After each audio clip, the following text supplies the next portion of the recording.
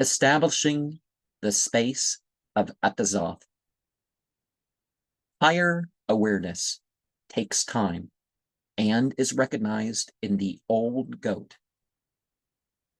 Compartmentalized truth is expressed in part. Ritualized trials cost us within and without. Necessary is it to move past each the dividing of the air.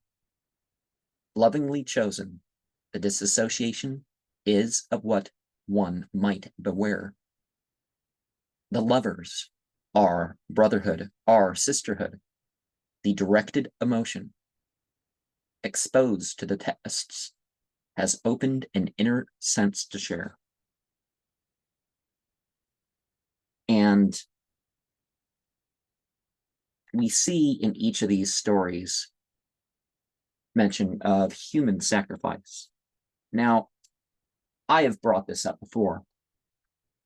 And one of the things that we can look at with that is this aspect of the symbolism of it.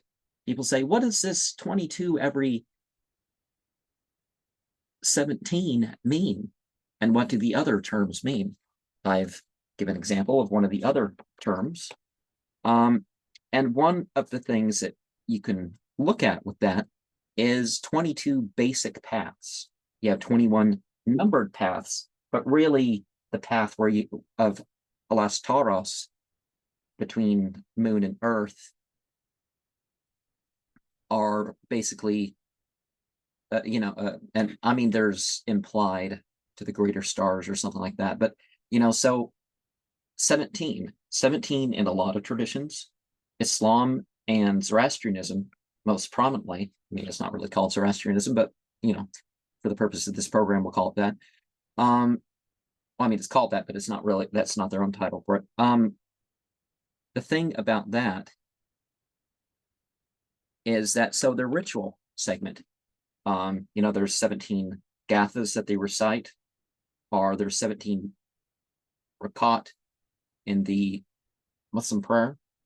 And so they're going through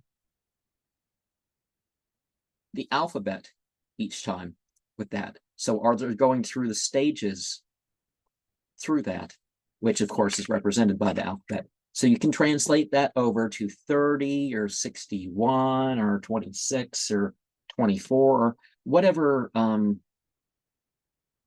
ritually important alphabet we are looking at. And of course, I've okay, so Atazoth, whether army or hunter or not, a group going out, there's a field,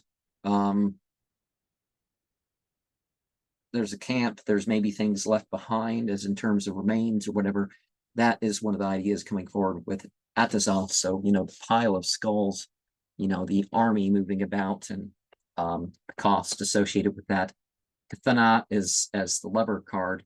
So you have, but it's more a, either it's, I mean, a lot of what they call paganism or heathenism or whatever can often ritualize homosexuality, but it doesn't have to be that, because we have heterosexuality here. So it's just whatever sexuality is turned towards the story. And some of the mention of some of the stories and stuff like that about that, there's possibly another import to that. But the Kabairoi were typically thought to be two. So we're formed in this story. I see the merging much like that. This guy's on his black pilgrimage and he abandons that, right? Because he finds something else he's to do. And it turns out, and of course I've connected the ritual things associated with that. And Nithra, of course, death. So we have Galbni, which would be the, the bloated, warped, whatever. But then again, the idea is like alive, right? And so to say the opening bit again, the journey of a sinister concerto in 3 brief movements by Anton Long. Participate in your chosen stories. Practice on levels beyond identities. Plans are your own, as are the conceptions of localities.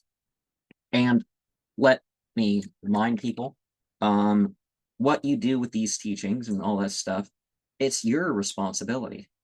Sure, I'm trying to have my influence with my content of whatever sort it is, but it's your responsibility what you do with this material, and what prices you want to pay by which direction that you're going to turn these things in.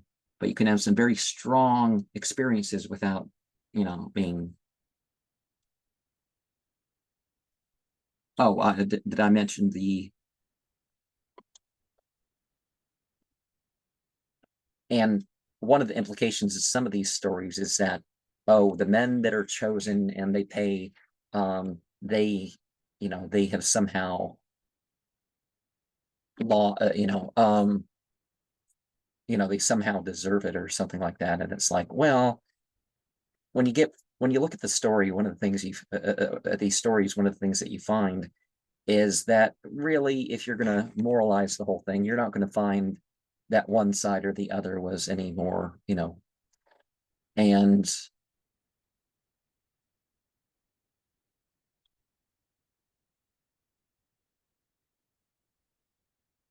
yeah, I guess that's it.